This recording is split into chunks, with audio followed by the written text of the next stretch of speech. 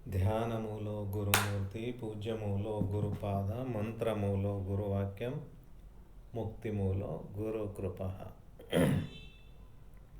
ಶ್ರೋತ್ರಿಯ ಬ್ರಹ್ಮನಿಷ್ಠ ಸದ್ಗುರು ಬಸವಾನಂತರ ಪಾದಾರವಿಂದಗಳಿಗೆ ಅನಂತ ಧೀರದಂಡ ಪ್ರಣಾಮಗಳನ್ನು ಸಮರ್ಪಿಸುತ್ತಾ ತತ್ಸ್ವರೂಪರೆಯಾದ ಶ್ರೀ ನಿಜಗುಣ ಗುರುಗಳ ಪಾದಾರವಿಂದಗಳಿಗೆ ಅನಂತ ದೀರ್ಘದಂಡ ಪ್ರಣಾಮಗಳನ್ನು ಸಮರ್ಪಿಸುತ್ತಾ ಸದ್ಗುರು ಮಾರ್ತಾಂಡ ಸಾಬಯ್ಯ ಗುರುಗಳ ಪಾದಾರವಿಂದಗಳಿಗೆ ಅನಂತ ದೀರ್ಘದಂಡ ಪ್ರಣಾಮಗಳನ್ನು ಸಮರ್ಪಿಸುತ್ತಾ ಸದ್ಗುರು ರಾಯಪ್ಪ ಗುರುಗಳ ಪಾದಾರವಿಂದಗಳಿಗೆ ಅನಂತ ದೀರ್ಘದಂಡ ಪ್ರಣಾಮಗಳನ್ನು ಸಮರ್ಪಿಸುತ್ತಾ ಸದ್ಗುರು ರಾಯಪ್ಪ ಗುರುಗಳ ಪಾದಾರವಿಂದಗಳಿಗೆ ಅನಂತ ದೀರ್ಘದಂಡ ಪ್ರಣಾಮಗಳನ್ನು ಸಮರ್ಪಿಸುತ್ತಾ ಎಲ್ಲ ಜ್ಞಾನಾರ್ಥಿಗಳಿಗೆ ವಂದಿಸುತ್ತಾ ಪ್ರಾರಂಭಿಸುತ್ತೇನೆ.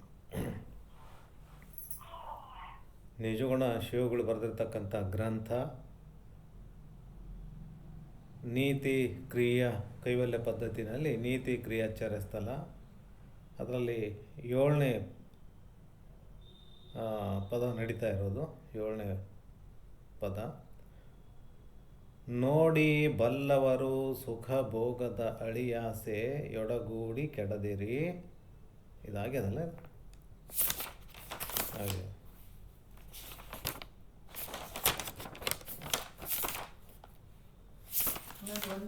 ಇಲ್ಲ ಆಗ್ಯದ, ಇಲ್ಲ ಒಂದು ನುಡಿ ಆಗ್ಯದ. ನೋಡಿ ಬಲ್ಲವರು ಸುಖ ಭೋಗದ ಅಳಿಯಾಸೆ ಎಡಗೂಡಿ ಕೆಡದಿರಿ, ಭಾಗ್ಯವಿಲ್ಲದೆ ಆಗದು ಬಿಡದೆ ಮಾಡಿ ಅದರಿಂದೆ ಶಿವಧರ್ಮ ರತಿಯೇ ಬೇರೆ ಬೇಡ ಬಹು ಕೋಟಲೆಗಳು ಅಂತ ಇದರಲ್ಲಿ ಮೊದಲನೇ ನುಡಿ ಆಗ್ಯದ. ಎರಡನೇ ನುಡಿ, ಎರಡನೇ ನುಡಿದಲ್ಲಿ ಕರೆಕ್ಟ್. ಎರಡನೇ ನುಡಿನಲ್ಲಿ ಯಾವುದು? ದಿವಿ ದುರ್ಗ ಅಮರ, ಇದನ್ನ ಆಗ್ಯದ. ಮೂರನೇ ನುಡಿ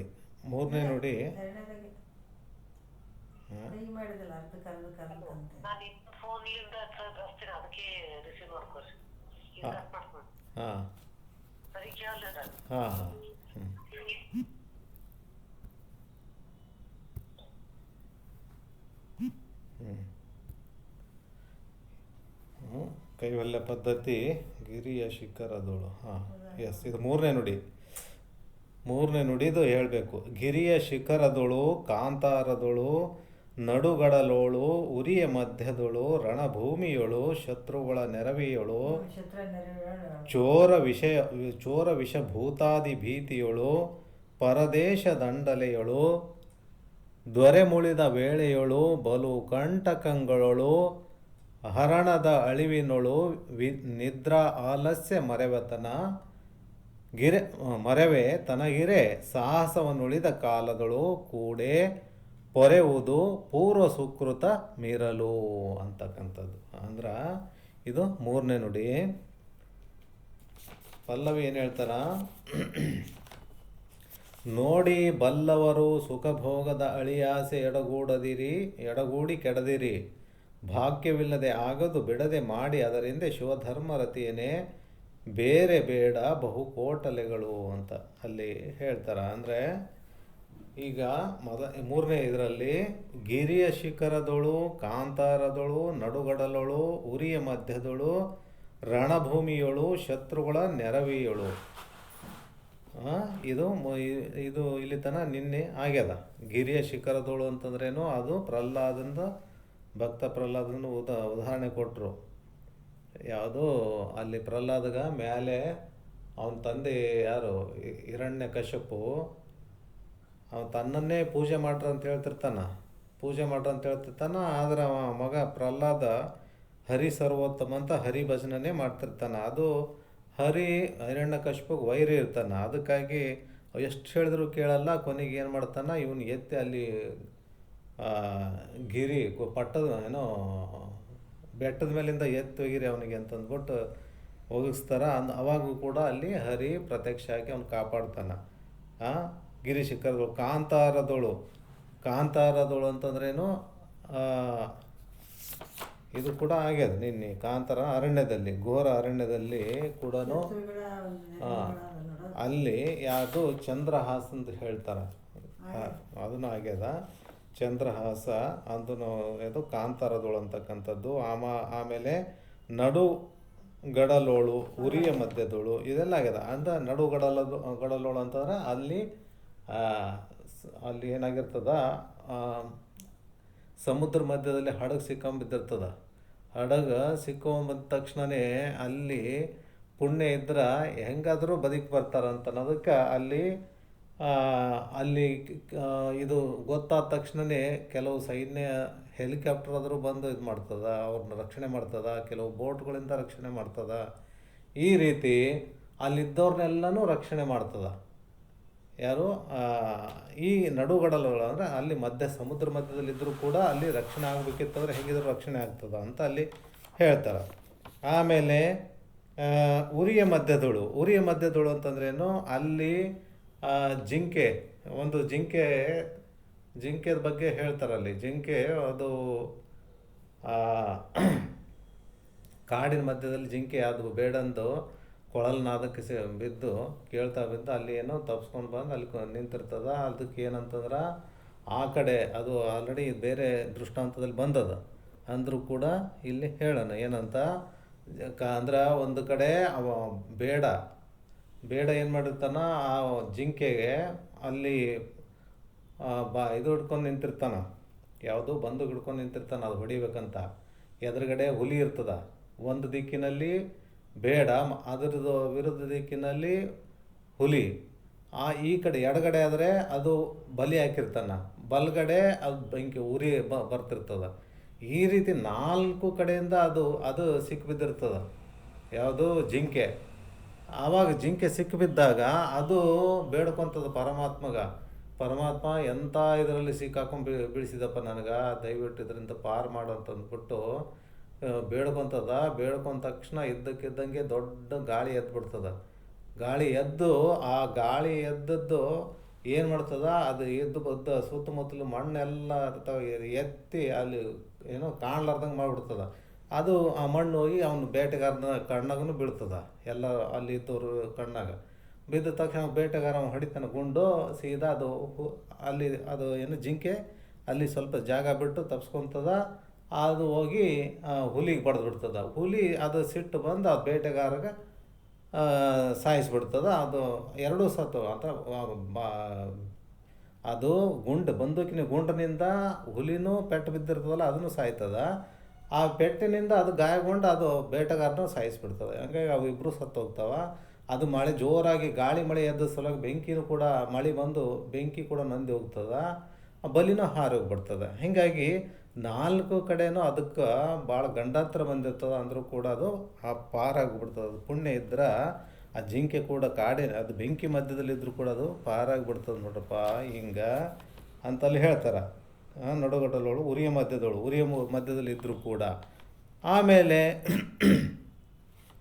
ರಣಭೂಮಿನಲ್ಲೂ ಕೂಡ ಅದು ಯಾವುದೋ ಒಂದು ಕಪ್ಪೆ ದೃಷ್ಟ ಅಂತ ಹೇಳಿದ್ರು. ಅದು ಕೂಡ ಆ ರೀತಿ ಪಾರಾಗ್ತದೆ ನೋಡ್ರಪ್ಪ ಅಂತಲ್ಲಿ ಹೇಳ್ತಾರೆ.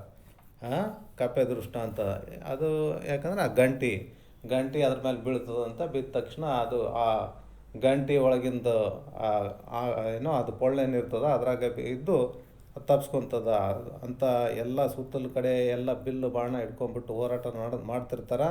ಅಂದರೂ ಕೂಡ ಅಲ್ಲಿ ಅದು ಬಚಾವಾಗ್ತದ.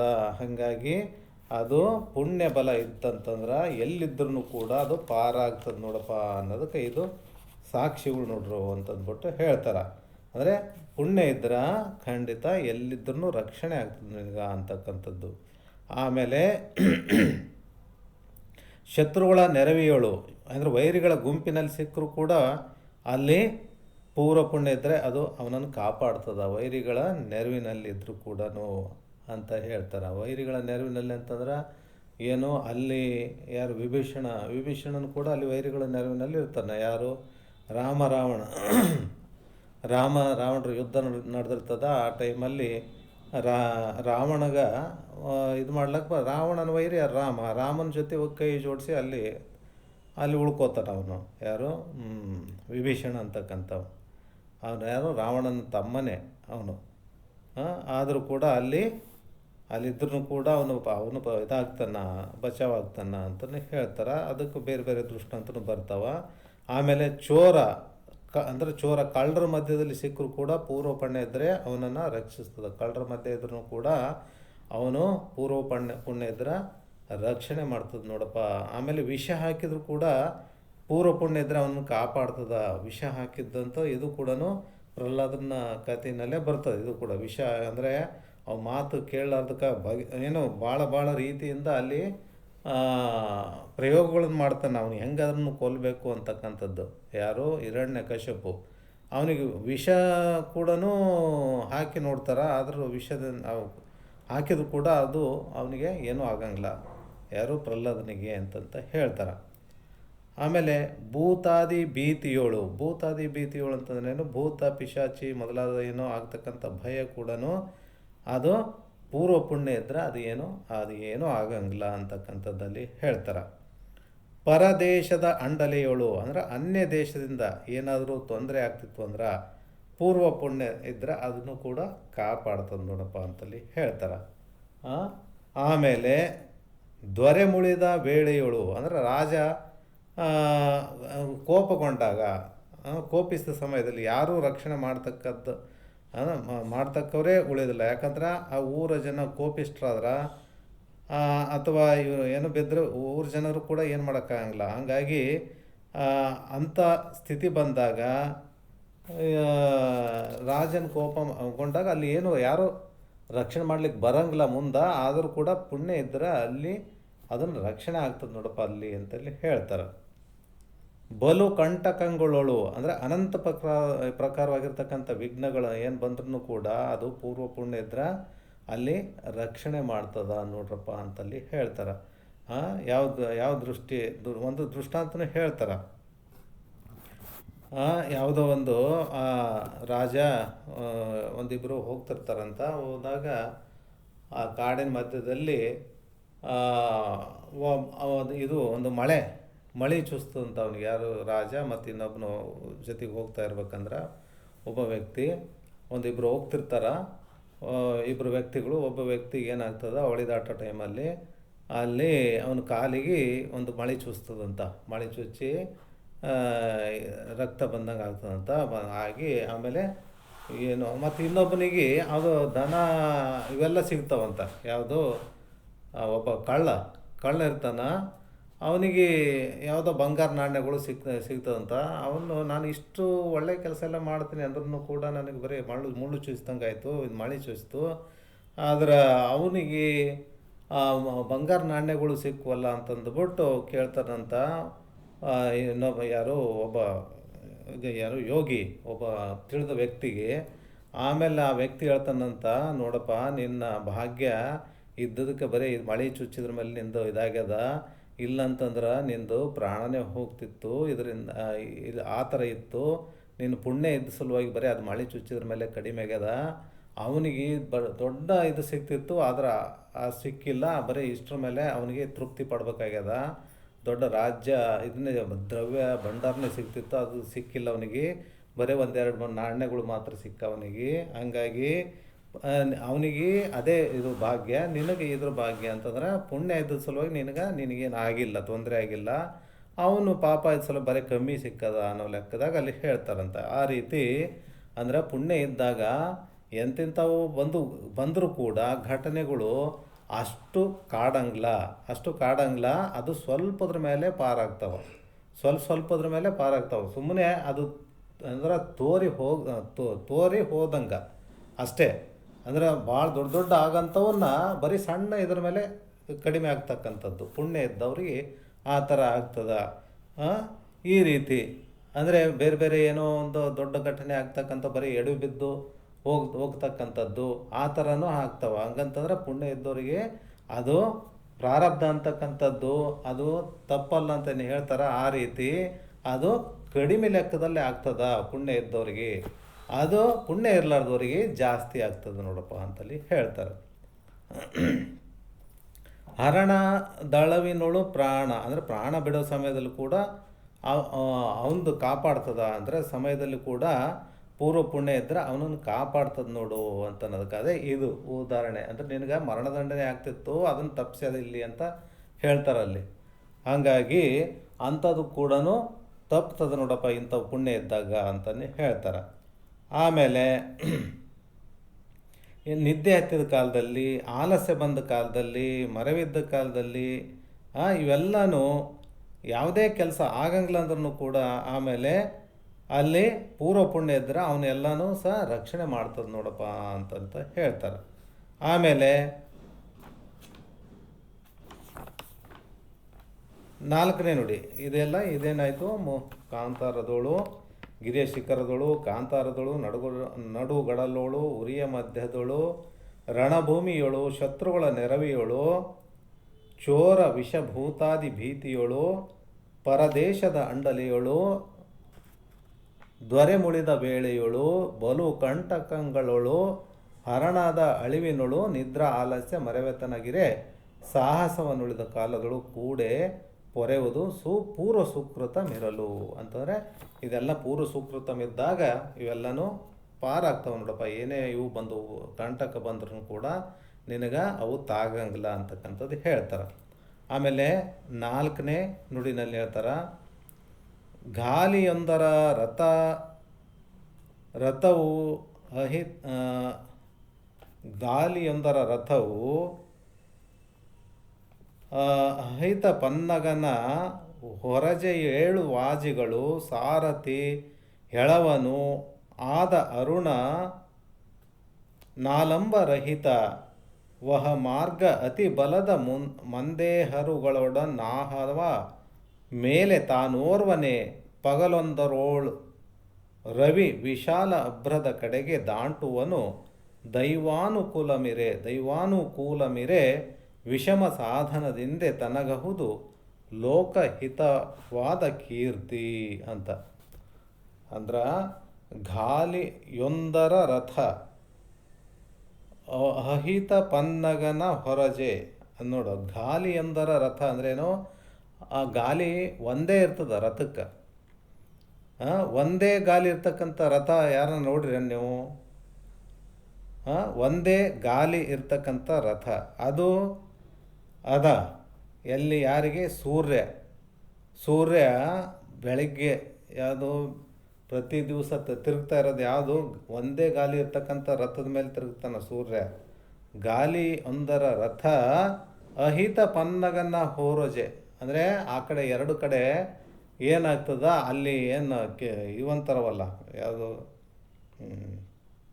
ಮಿಣಿ ಅದು ಬಂಡಿ ಗಾಲಿಗೆ ಇಟ್ಟಿರ್ತಾರೆ ನೋಡು, ಗಾಲಿ ಆ ಕಡೆ ಈ ಕಡೆ ಹೋಗ್ಬಾರ್ದಂತ ಅಲ್ಲಿ ಆ ಮಿಣಿ ಅಂತಾರೆ. ಅದು ಹಾವು ಇಟ್ಟಿರ್ತಾರೆ ಅಲ್ಲಿ, ಹಾವು ಅಹಿಪನ್ನಗನ ಹೊರಜೆ 7 ವಾಜಿಗಳು ಅಂದರೆ 7 ಕುದುರೆಗಳು ಅದಕ್ಕೆ ಕಟ್ಟಿರ್ತಾರೆ.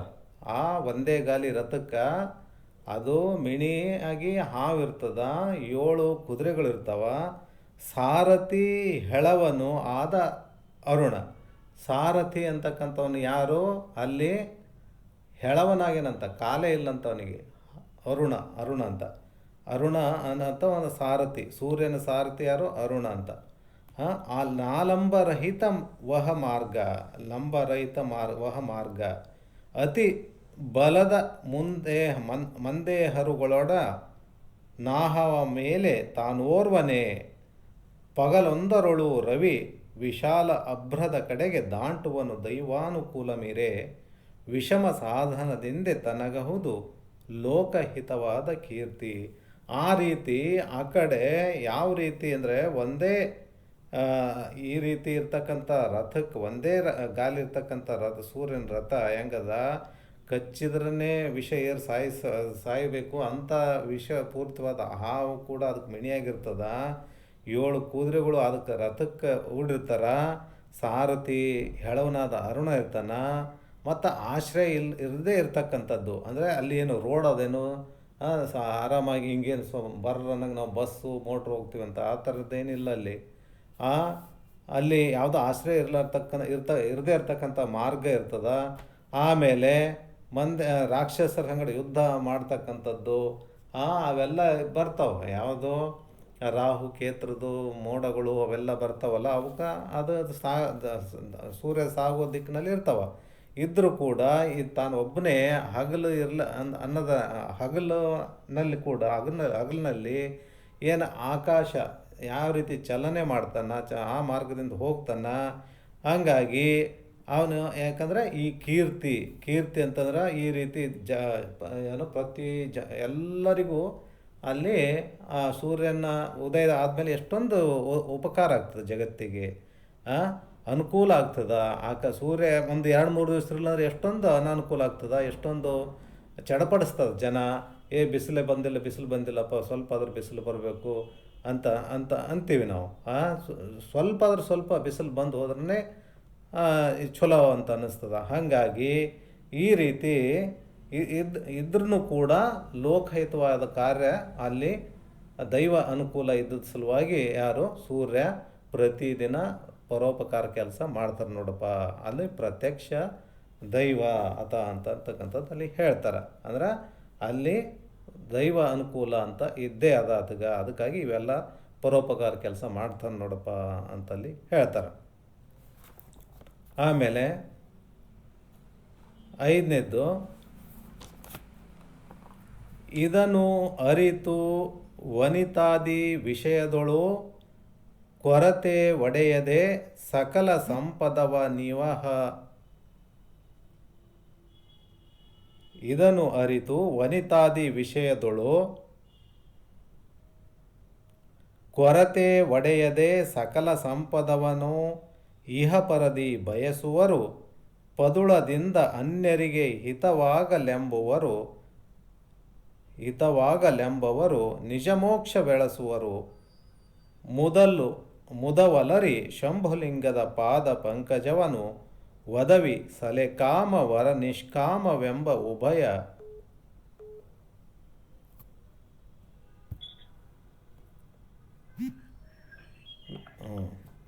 ಇದನ್ನು ಅರಿತು ವನಿತಾದಿ ವಿಷಯದೊಳು ಕೊರತೆ ಒಡೆಯದೆ ಸಕಲ ಸಂಪದವನು ಇಹಪರದಿ ಬಯಸುವರು.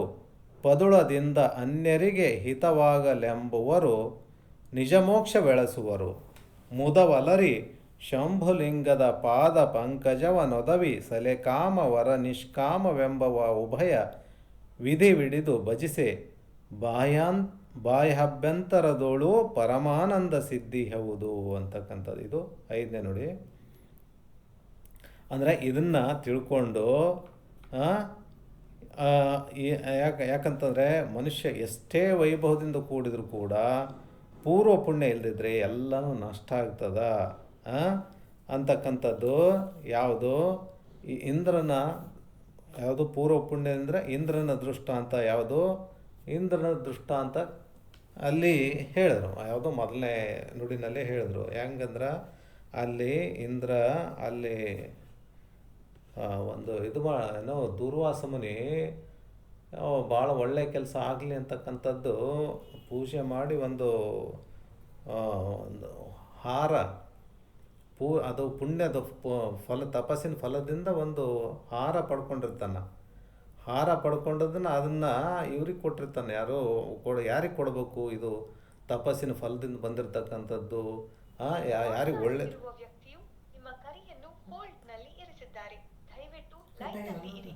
आप जिस व्यक्ति से बात कर रहे हैं उन्होंने आपके कॉल को होल्ड पर रखा है. कृपया लाइन पर बनी रहिए. The person you are speaking with has put your call on hold. Please stay on the line. ನೀವು ಮಾತನಾಡುತ್ತಿರುವ ವ್ಯಕ್ತಿಯು ನಿಮ್ಮ ಕರೆಯನ್ನು ಹೋಲ್ಡ್ ನಲ್ಲಿ ಅದು ಇಂದ್ರನಿಗೆ ಕೊಡಬೇಕು. ದೇವತೆಗಳ ರಾಜ ಯಾರು? ಇಂದ್ರ. ಇಂದ್ರನಿಗೆ ತಪಸ್ಸಿನ ಫಲ ಸಿಗಲಿ, ಇದು ಅವರೆಲ್ಲರಿಗೂ ಒಳ್ಳೆಯದಾಗಲಿ ಅನ್ನೋ ದೃಷ್ಟಿಯಿಂದ ಏನು ಮಾಡ್ತಾನೆ ದೂರ್ವಾಸ ಮುನಿ, ಅದು ತಪಸ್ಸಿನ ಫಲದಿಂದ ಬಂದಿರತಕ್ಕಂಥ ಹಾರ, ಅದು ಪಾರ್ವತಿ ದೇವಿ ಕೊಟ್ಟಿರ್ತಾಳೆ. ಅದನ್ನು ತೊಗೊಂಡ್ಬಿಟ್ಟು ಬಂದು ಅಲ್ಲಿ ಯಾರು ಇವನಿಗೆ ಕೊಡ್ತಾನಂತ, ಯಾರು ದೇವೇಂದ್ರ ಅದನ್ನೇನು ಮಾಡ್ತಾನೆ ಅದನ್ನು ತೊಗೊಂಡು ಅಹಂಕಾರದಿಂದ ಇರ್ತಾನೆ ದೇವೇಂದ್ರ. ಅವಾಗ ಏನು ಭಾರಿ ವೈಭವ ಲೋಲುಪ್ತನಾಗಿರ್ತಾನ. ಅದನ್ನು ತಗೊಂಡು ಹಾರ ಅಂದರೆ ಭಾಳ ಮರ್ಯಾದೆಯಿಂದ ತೊಗೊಳ್ತಾನೇನೋ ಅನ್ನೋ ಲೆಕ್ಕದಲ್ಲಿ ದೂರ್ವಾಸ ಮುನಿ ಅವ್ನು ಕೊಡ್ತಾನೆ. ಕೊಟ್ಟ ತಕ್ಷಣ ಅವನ ದೇವೇಂದ್ರ ಅಹಂಕಾರ ಇರ್ತದ, ಐರಾವತ್ ಮೇಲೆ ಹೊಂಟಿರ್ತಾನೆ. ಅದನ್ನು ನೋಡಿಬಿಟ್ಟು ಆಯಿತು ತೊಗೊತಾನೆ. ಹಿಂಗೆ ಮಾಮೂಲಿ ತೊಗೊಂಡು ಅದನ್ನೇನು ಹಿಂದೆ ಬಾಲದಿಂದ ಇದ್ರ ಹತ್ರ ಹಾಕ್ಬಿಡ್ತಾನೆ.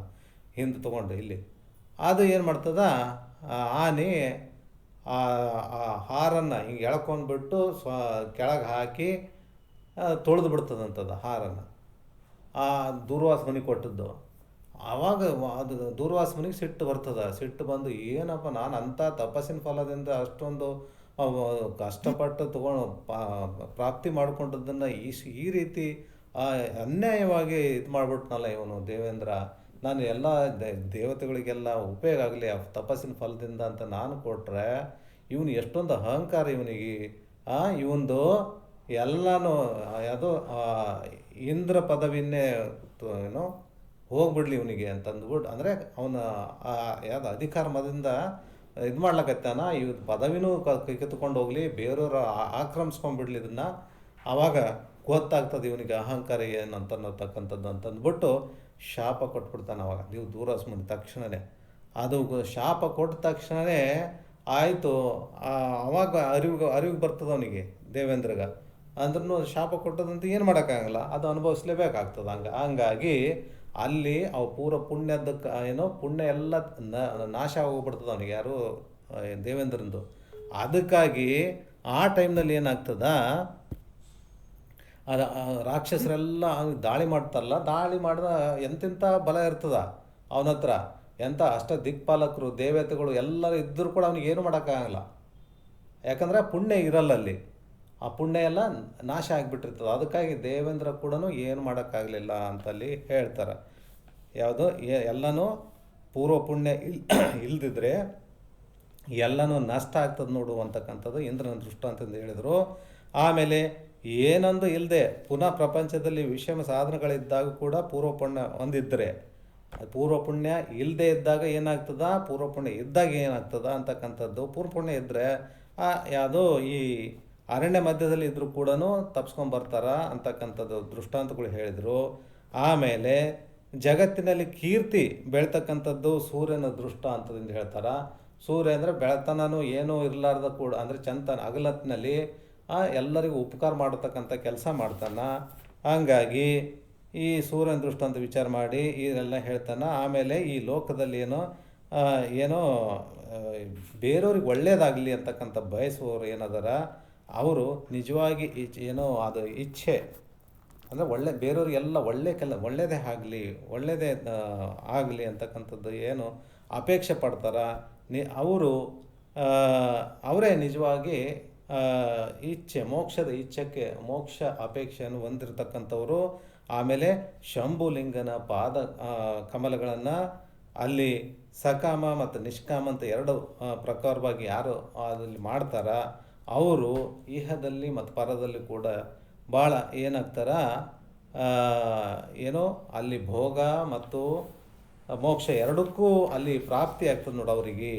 ಈ ರೀತಿ ಯಾವುದು ಶಂಭುಲಿಂಗದ ಪಾದ ಪಂಕಜವನ್ನು ಒದವಿ ಸಲೆ ಕಾಮ ವರ ನಿಷ್ಕಾಮವೆಂಬ ಉಭಯ ವಿಧಿ ಹಿಡಿದು ಭಜಿಸೆ ಬಾಹ್ಯ ಅಭ್ಯಂತರದೋಳು ಪರಮಾನಂದ ಸಿದ್ಧಿಯವುದು. ಈ ರೀತಿ ಶಂಭುಲಿಂಗನ್ನ ಯಾರು ನಿರಂತರವಾಗಿ, ಶಂಭುಲಿಂಗ ಬೇರೆ ಅಲ್ಲ, ಪರಮಾತ್ಮ ಬೇರೆ ಅಲ್ಲ, ಗುರು ಬೇರೆ ಅಲ್ಲ ಅಂತಕ್ಕಂಥದ್ದು ತಿಳ್ಕೊಂಡು ಅಲ್ಲಿ ನಿರಂತರವಾಗಿ ಆತನಿಗೆ ಯಾರು, ಆಮೇಲೆ ಪರೋಪಕಾರ ಅಂದರೆ ಬೇರೆಯವರಿಗೆಲ್ಲ ಒಳ್ಳೇದಾಗಲಿ ಅಂತಕ್ಕಂಥದ್ದು ಯಾರು ಇರ್ತಾರ ಅಂಥವರಿಗೆ ಒಳ್ಳೆಯ ಪದ ಪ್ರಾಪ್ತಿ ಆಗ್ತದೆ ನೋಡಪ್ಪ. ಇದು ಯಾವುದು ಹಿಂಗೆ ಮಾಡಿದ್ದೆ ಆದರೆ ಶ್ರೇಷ್ಠವಾಗಿರ್ತಕ್ಕಂಥ ಆನಂದ ಪ್ರಾಪ್ತ ಆಗ್ತದ. ಆಮೇಲೆ ಒಂದು ವೇಳೆ ಅವರು ಅಂದರೆ ಒಳ್ಳೆಯ ಸಹಕಾಮನೆಯಿಂದ, ಅಂದರೆ ನಮ್ಗೆ ಇದೇ ಪ್ರಾಪ್ತಿ ಆಗಲಿ ಅದೇ ಪ್ರಾಪ್ತಿ ಆಗಲಿ ಅಂತ ಏನಾದರೂ ಸಹಕಾಮನೆಯಿಂದ ಅವರು ಭಕ್ತಿ ಮಾಡಿದ್ದಾದರೆ ಅವರಿಗೆ ವೈಭವಗಳು ಪ್ರಾಪ್ತಿ ಆಗ್ತಾವೆ ನೋಡಪ್ಪ ಅಂತ ಹೇಳ್ತಾರೆ. ನಿಷ್ಕಾಮದಿಂದ ಯಾರು ಭಜನೆ ಮಾಡ್ತಾರ ಅಂಥವ್ರಿಗೆಲ್ಲ ಮೋಕ್ಷ ಪ್ರಾಪ್ತಿ ಆಗ್ತದ, ಸದಾಕಾಲ ಆನಂದ ಇರ್ತಕ್ಕಂಥದ್ದು ಪ್ರಾಪ್ತಿ ಆಗ್ತದೆ ನೋಡಪ್ಪ ಅಂತ. ಈ ರೀತಿ ಎರಡೂ ರೀತಿಯಿಂದ ಅಲ್ಲಿ ಭೋಗ ಮತ್ತು ಮೋಕ್ಷ ಎರಡೂ ಪ್ರಾಪ್ತ ಆಗ್ತಾವ ನೋಡಪ್ಪ. ಇದು ತಿಳಿದವರು ವಿಚಾರ ಮಾಡಿ ನೋಡ್ರಿ ಅಂತಲ್ಲಿ ಹೇಳ್ತಾರೆ. ಯಾವುದು ನೋಡಿ ಬಲ್ಲವರು ಸುಖ ಭೋಗದ ಅಳಿ ಆಸೆ ಎಡಗೂಡಿ ಕೆಡದಿರಿ, ಭಾಗ್ಯವಿಲ್ಲದೆ ಆಗದು ಬಿಡದೆ ಮಾಡಿ ಅದರಿಂದೆ ಶಿವಧರ್ಮರತಿಯೇನೆ ಬೇರೆ ಬೇಡ ಬಹುಕೋಟಲೆಗಳು. ಅಂದರೆ ಬೇರೆ ಬಹುಕೋಟಲೆಗಳು ಒಂದಲ್ಲಿ ಬಿದ್ದು ಒದ್ದಾಡಬೇಡ್ರಿ. ಶಿವಪಥವನ್ನು ನೀವು ಹಿಡ್ಕೊಂಡು ಮುಂದೆ ಹೊರದಿದ್ದೆ ಆದರೆ ನೀವು ಸಕಾಮನೆಯಿಂದ ಮುಂದುವರೆದ್ರೆ ಅಲ್ಲಿ ಭೋಗ ವೈಭವಗಳು ಪ್ರಾಪ್ತಿಯಾಗ್ತವ. ನಿಷ್ಕಾಮನೆಯಿಂದ ಮಾಡಿದರೆ ನಿಮಗೆ ಅಲ್ಲಿ ಸದಾವಕಾಲ ಆನಂದ ಮೋಕ್ಷ ಪ್ರಾಪ್ತಿಯಾಗ್ತದೆ ನೋಡಪ್ಪ ಅಂತಲ್ಲಿ ಈ ಹಾಡು ಹೇಳ್ತಾರೆ. ಮುಂದಿನ ಹಾಡು ಮುಂದಿನ ಕ್ಲಾಸಲ್ಲಿ ನೋಡೋಣ ಅಂತ ಹೇಳಿ 2 ಮಾತು ಗುರುಗಳು ಪಾದಕ್ಕೆ ಅರ್ಪಿಸಿ ಹರ ಓಂ.